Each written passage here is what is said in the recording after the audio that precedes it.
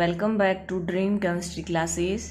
देखिए हम अम्ल, क्षार और लवण का जो अपना चैप्टर है उसकी स्टडी कर रहे थे। तो उसके अंदर देखिए हम क्या क्या स्टडी कर चुके हैं।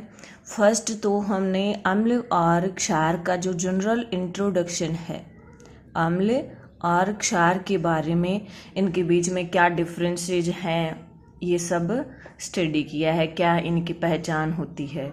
नंबर सेकंड पे हमने सूचक की बात की थी।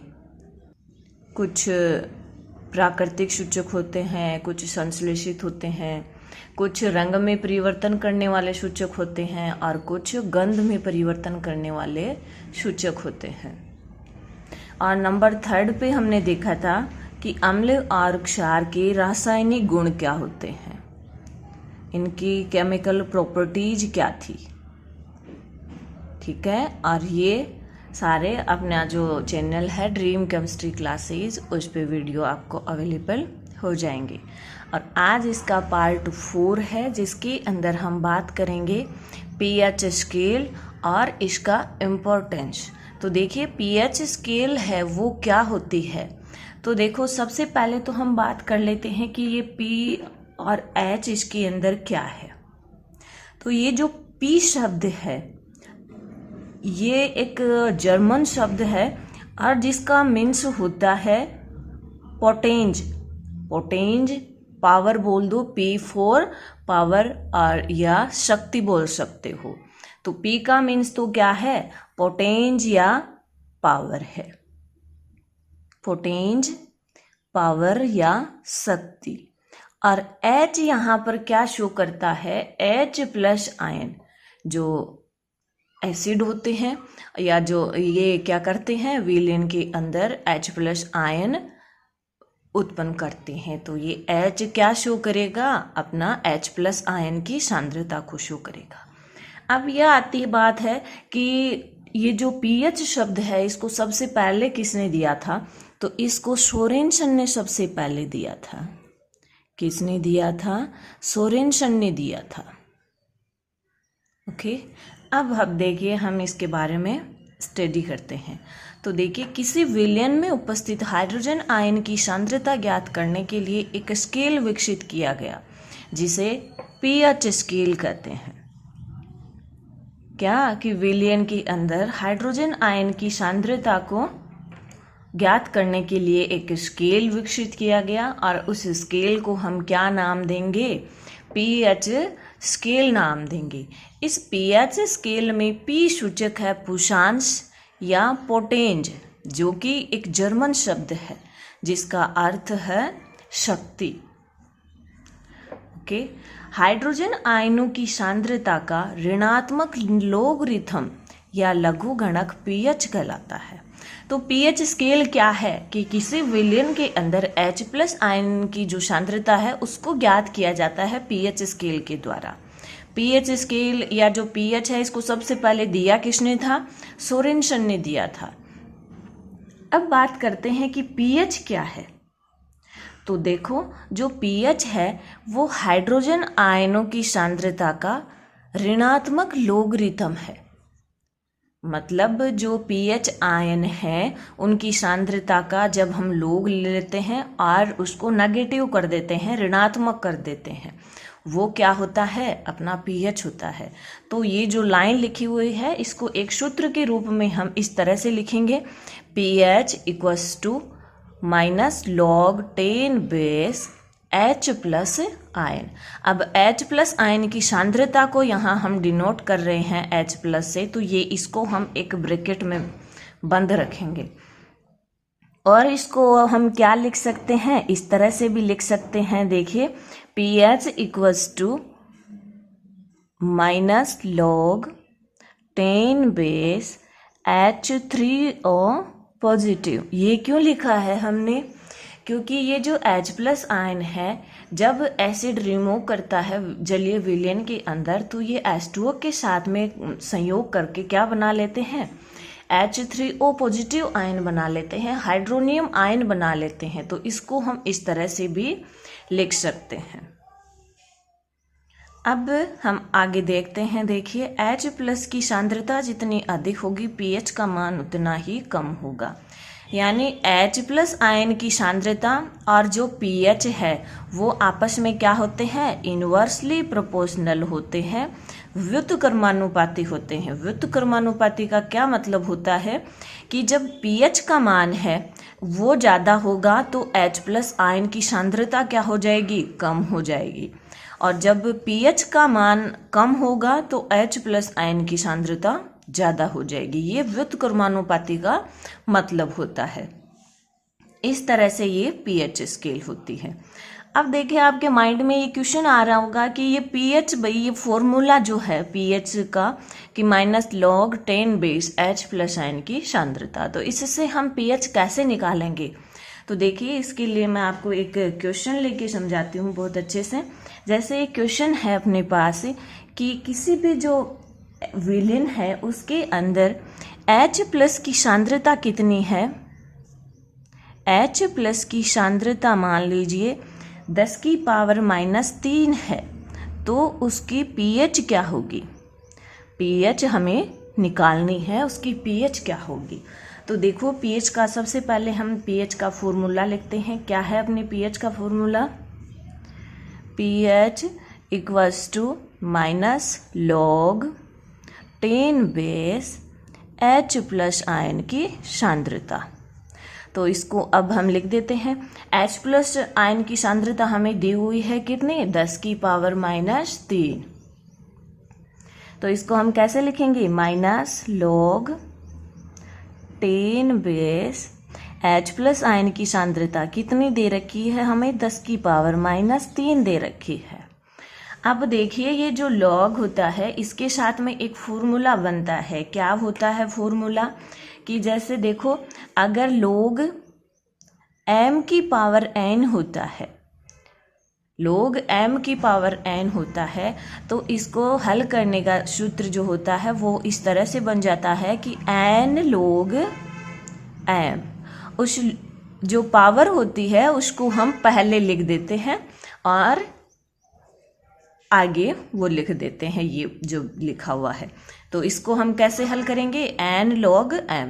इसी तरह से देखिए अपना जो ये इधर है इसके अंदर क्या है, पावर 10⁻³ है, तो -3 को हम क्या करेंगे, पहले लिख देंगे। तो देखो क्या हो जाएगा, माइनस पहले से है तो ये माइनस पहले से रहेगा, ये लो, और पावर पहले यानी -3 को हम पहले लिखेंगे। अगर पावर के साथ में माइनस निशान है तो वो माइनस निशान भी हम पहले लिखेंगे। तो यहाँ पे हो जाएगा -3 और फिर क्या हो जाएगा अपना log10, और आगे इसको हल करेंगे तो देखो क्या होता है, माइनस माइनस मल्टीप्लाई होकर के प्लस बना लेते हैं और ये बन जाता है 3 प्लस के 3 log10। अब देखिए जो log10 होता है या जो log10 होता है उसकी वैल्यू 1 होती है, इसलिए इसके अंदर pH का मान क्या हो जाता है, मैं यहाँ लिख देती हूँ, log10 = 1 होता है। इस तरह से अगर हमें H प्लस आयन की सांद्रता दी हुई होती है तो हम क्या निकाल लेते हैं, विलयन का pH निकाल लेते हैं। तो pH कितना आ गया, 3 आ गया। ओके, तो ये एक क्वेश्चन है जिसके एग्जाम्पल लेके मैंने आपको pH निकालना बताया है। अब हम बात करते हैं कि ये जो pH स्केल होता है वो 0 से लेकर के 14 तक pH ज्ञात कर सकता है। कहाँ से लेकर, 0 से लेकर के 14 तक। और जो अपना जो एसिडिक विलयन होता है, अम्लीय जो विलयन होता है, उसका विलयन वो जो pH होता है वो होता है 7 से कम। जब pH का मान देखो 7 होता है वो होता है विलयन अपना उदासीन, और ऐसे विलयन का जैसे वाटर है, जल मान लो, तो जल का pH कितना होता है, 7 होता है, क्योंकि जल क्या है, उदासीन है। अब हम बात करेंगे pH अगर 0 से ज़्यादा हो या 7 से कम हो तो उसका एग्जाम्पल वो कैसा विलयन बन जाएगा, वो अम्लीय विलयन बन जाएगा। यानी अम्ल की pH क्या होती है, 7 से कम होती है। जब पीएच 7 हो जाती है तब विलयन उदासीन रहता है, ना वो अम्लीय रहता है ना वो क्षारीय रहता है। और जब पीएच 7 से अधिक व 14 तक हो जाती है, मीन्स 7 से अधिक जब पीएच होती है तो विलयन अपना क्या होता है, क्षारीय विलयन होता है, विलयन अपना क्षारीय रहता है। और जब पीएच का मान 7 होता है तब विलयन क्या होता है, उदासीन होता है। और 7 से कम वाला क्या होता है, अम्ल।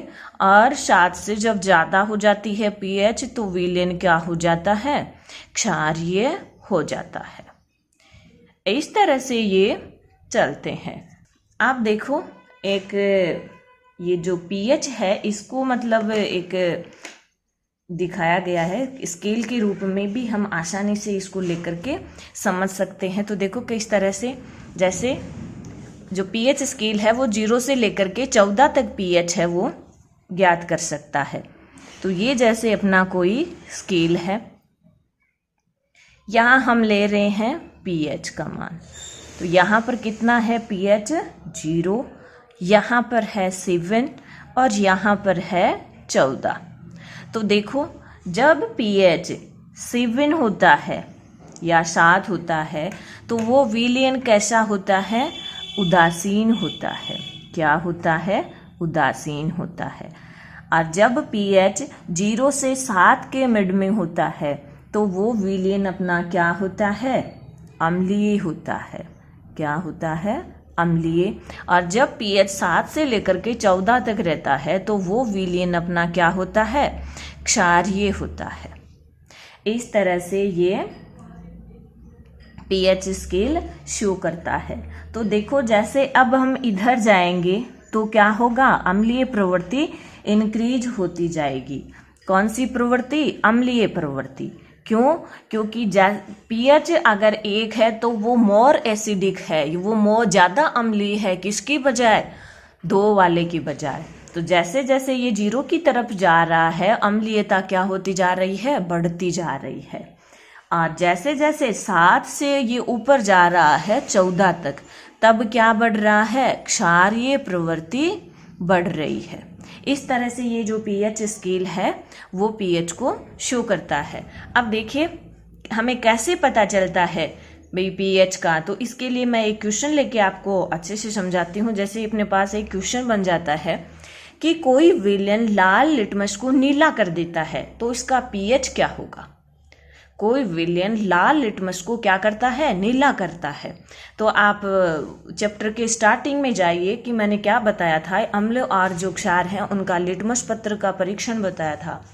तो क्षार क्या कर रहे थे, अम्ल तो क्या कर रहे थे, नीले लिटमस को लाल कर रहे थे, और क्षार क्या कर रहे थे, लाल लिटमस को क्या कर रहे थे, नीला कर रहे थे। यानी इस लाइन से हमें पता चल रहा है कि अपना जो विलयन है वो कैसा है, क्षारीय है। कैसे पता चला, इसलिए पता चल गया हमें क्योंकि ये लाल लिटमस को नीला कर रहा है। दैट मीन्स ये विलयन जो है वो क्या है, क्षारीय है। और पीएच स्केल में हमने अभी देखा है कि क्षारीय विलयन का पीएच क्या होता है, 7 से ज्यादा होता है। तो इसके ऑप्शन है, देखिए फर्स्ट ऑप्शन है कि पीएच का मान 1 होगा, बी पे है कि पीएच का मान 4 है, सी पे लिखा हुआ है कि पीएच का मान 5 है, और डी पे लिखा हुआ है कि पीएच का मान 10 है। तो कौन सा होगा, अब भाई ये तो सारे 7 से कम है ये 3 ऑप्शन, तो जो कि कैसे विलयन को शो करते हैं, जब पीएच का मान 7 से कम होता है तो वो विलयन क्या होता है, अपना अम्लीय होता है। और जब पीएच का मान 7 से ज़्यादा हो जाता है तो वो कैसा होता है, क्षारीय। तो 7 से ज़्यादा क्या है, 10 है, जो कि क्या दर्शा रहा है, क्षारीय विलयन को दर्शा रहा है। तो इस विलयन की पीएच क्या हो जाएगी, 10 हो जाएगी। ठीक है। अब हम बात करेंगे कि जो दैनिक जीवन में ये पीएच का अपने लिए क्या इम्पोर्टेंस है। तो देखो फर्स्ट इम्पोर्टेंस है भाई, जब हमें पीएच का पता लग जाता है कि इस की पीएच ये है तो उससे होने वाली प्रॉब्लम्स से हम आसानी से छुटकारा पा सकते हैं। जैसे देखो, अम्लता और क्षारकता की जानकारी होने पर कई समस्याओं का सफलतापूर्वक समाधान हम कर सकते हैं। और इसका फर्स्ट एग्जाम्पल है उदर में अम्लता, ये इसको क्या कहेंगे इंग्लिश में, स्टोमक। तो देखिए एसिडिटी इन स्टोमक, अपना जो डाइजेस्टिव सिस्टम है उसके अंदर अपना जो स्टोमक वाला पार्ट होता है वो एक बहुत अच्छा रोल करता है। तो जो स्टोमक है उसके अंदर कुछ सेल्स होती हैं, वो क्या करती हैं, HCl उत्पन्न करती हैं, हाइड्रोक्लोरिक अम्ल उत्पन्न करती हैं। और ये हाइड्रोक्लोरिक अम्ल है वो भोजन के पाचन में सहायक होता है। किस में सहायक होता है, भोजन के पाचन में सहायक होता है। और देखो ये अम्ल है फिर भी अपने स्टोमक को या अपनी बॉडी को बिना नुकसान पहुंचाए भोजन के पाचन में क्या करता है, सहायता करता है। लेकिन कभी कभी क्या हो जाता है, इनडाइजेशन की कंडीशन आ जाती है। किसकी कंडीशन आती है, इनडाइजेशन या अपच की स्थिति आती है। तो इस कंडीशन में अपना जो स्टोमक है या जो आमाशय है वो HCl का सिक्रेशन बहुत ज़्यादा कर देता है, HCl की मात्रा बहुत ज़्यादा हो जाती है, जिससे हमें क्या हो जाता है, दर्द और जलन फील होती है, दर्द और जलन। और इस स्थिति को हम नाम क्या देते हैं, एसिडिटी कहते हैं। कई बार कहते हैं ना इसको एसिडिटी हो गई, तो वो एसिडिटी क्यों होती है, क्योंकि अपच या इंडाइजेशन की कंडीशन में अपना जो स्टोमक होता है वो अधिक मात्रा में HCl उत्पन्न करता है और हमें क्या महसूस होता है, दर्द और जलन महसूस होता है। और इस स्थिति को हम कहेंगे एसिडिटी कहेंगे। और ये जो एसिडिटी है इसको दूर करने के लिए हम यूज करेंगे कुछ एंटासिड्स का। और इसका सबसे अच्छा एग्जाम्पल है मैग्नीशियम हाइड्रोक्साइड। और मैग्नीशियम हाइड्रोक्साइड को हम क्या कहेंगे, मिल्क ऑफ मैग्नीशिया नाम देते हैं इसको, मिल्क ऑफ मैग्नीशिया। और ये मिल्क ऑफ मैग्नीशिया है वो क्या करता है कि ये जो एसिडिटी उत्पन्न हुई थी इस एसिडिटी को उदासीन कर देता है। क्यों करता है, क्योंकि इसकी प्रवृत्ति क्षारीय होती है। देखिए OH आयन है तो हमें पता चल रहा है कि ये एक क्षार है। तो जो एसिडिटी है उसको क्या कर देगा, ये क्षार उदासीन कर देगा, इसके साथ में मिलकर के ये सॉल्ट बना लेगा और उदासीन हो जाएगा। इस तरह से जो एसिडिटी है उसको एंटासिड्स का यूज करके दूर कर सकते हैं। और इसका बहुत अच्छा सा एग्जाम्पल अपने रहता है मैग्नीशियम हाइड्रोक्साइड। ये अपना होता है pH का फर्स्ट इम्पोर्टेंस। और बाकी जो इम्पोर्टेंस है इनको हम नेक्स्ट वीडियो के अंदर करेंगे। अब इस आपने pH और इसका एक इम्पोर्टेंस देखा है, 2 क्वेश्चंस भी देखे हैं, आप इनकी स्टडी करिए, इनको समझिए। और वीडियो अगर आपको पसंद आता है तो आप लाइक और शेयर करें। और अपना जो चैनल है ड्रीम केमिस्ट्री क्लासेस उसको सब्सक्राइब करें ताकि लेटेस्ट वीडियोज़ के नोटिफिकेशन आप तक पहुंच सके। Thank you.